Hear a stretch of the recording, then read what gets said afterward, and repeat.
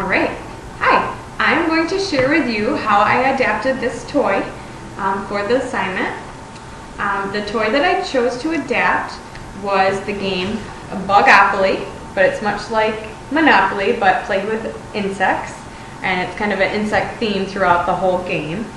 It's for players 8 years old and up, but the adaptation that I made for this game can be used for any other child's board game, or any flat surface that you want to keep down. And what I did was I used a non-stick material.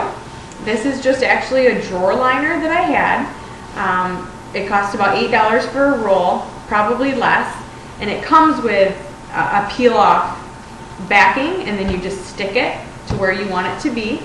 And this really helps keep the game stable and in place.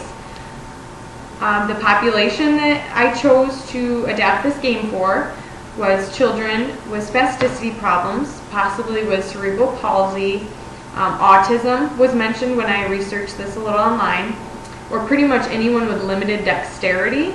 And it's really the dycem is what the good material that you can buy at a lot of different therapy websites, or at Home Depot or different home improvement stores. And it's really used to help. Well, I used it to help a child with inadequate control while they're playing with it.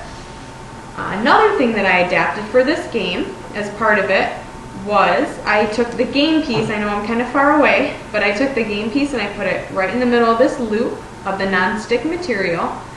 And so now the child who has dexterity issues, fine motor control issues, they can simply place their hands in and move the game piece from each section of the game. They can move it around and around, and it will stay in place once they get it to a certain area. And I also did it with on a smaller scale. This one's super small, but it just helps with a grasp. You probably just need, you wouldn't need such a sophisticated grasp, because the game pieces are really these teeny little insects, so you can't, you really need a pincer grasp to do that.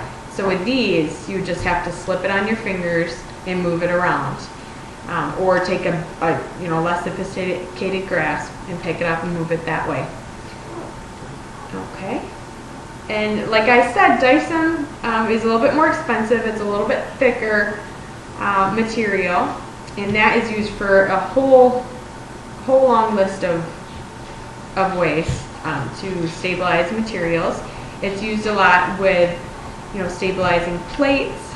I read that it could be used to put under a clipboard with a piece of paper, so the paper will stay in place when you're writing.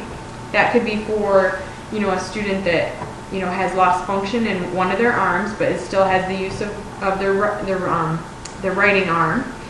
And also it can be used to put around cups, to maintain that grasp on a cup.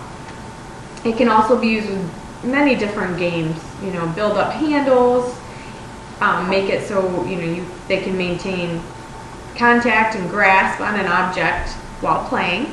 But I thought that the game would be a good one, because I know in my field work there's a few students that have trouble keeping the objects on the table, and it's really hard for them to stabilize something while they're doing it. And I know a lot of times this could move around a lot when we play different games, but this, it stays pretty good. So yeah, that was my toy adaptation, so thanks.